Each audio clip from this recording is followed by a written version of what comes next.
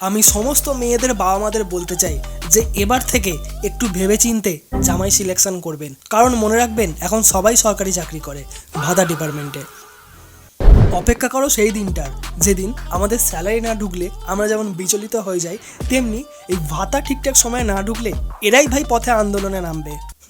এই গোটা ভাতা ব্যাপারে আমি কিছু পজিটিভ দিক এবং কিছু নেগেটিভ দিক দুটোই তুলে ধরবো। পজিটিভ দিক, যারা এই ভাতা নিয়ে অনেক হাসাহাসি করছে তাদেরকে বলে রাখি, যারা আসলেই গরিব তাদের কিন্তু খুব উপকার হবে মাসের শেষে এই 1500 টাকার অ্যামাউন্টটা পেয়ে। এই যেমন ধরো পড়াশোনা, নিজের হাত খরচা এবং চাকরির ফর্ম ফিল আপ এবং আরও অনেক কিছু, যেটার জন্য তারা এতদিন ভাবতেও পারতো না, যেটার জন্য তাদের অনেক কিছু কাজ পিছিয়ে ছিল পয়সার জন্য, তাদের অনেক কিছু কাজ এবার থেকে এগিয়ে যাবে। এটা খুবই একটা ভালো উদ্যোগ। সুতরাং ভাতা নিয়ে হাসাহাসি করার কিছু নেই। নেগেটিভ দিক, আমাদের ইয়ং ছেলেমেয়েরা যাদের খাটার ক্ষমতা আছে, যারা এতদিন কিছু একটা করার উদ্যোগে ছিল, তারা এই ভাতার লুপে আটকে যাবে।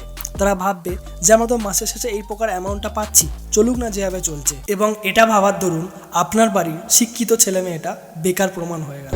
দেখো, সবশেষে পজিটিভ দিক নেগেটিভ দিক একদিকে সরিয়ে আমি একটা কনক্লুশনে আসতে চাই, সেটা হচ্ছে এই ভাতা মানে শুধু যদি টাকা দিতেই হয় তাহলে সেটা আমাদের যারা বৃদ্ধ বাবা মা আছে বা যাদের বয়স 50 থেকে 60 বছর বা 40-এর অ্যাবভ, তাদের কিছু একটা ভাতার ব্যবস্থা বা তাদের কিছু একটা ব্যবস্থা করলে মনে হয় বেশি ভালো হতো। কারণ দেখো, আমাদের এই যুবশ্রী ফুবশ্রী আমাদের ম্যাক্সিমাম ইয়ং যুবক যুবতীদের খেটে খাওয়ার ক্ষমতা আছে, ঠিক আছে? তো সেই জায়গায় দাঁড়িয়ে এই 1500 টাকাটা পেয়ে তাদের যেমন অনেকটা উন্নতি হবে, অনেকটা লাভ হবে, তেমনি কিছু কিছু ছেলে মেয়ে এই লুপেই আটকে থাকবে, তারা সেখান থেকে বেরোতে পারবে না। তো তোমাদের এই নিয়ে কী ওপিনিয়ন তোমরা কমেন্ট বক্সে জানিও। তো দেখা হচ্ছে তাড়াতাড়ি নতুন ভিডিওতে। বাই।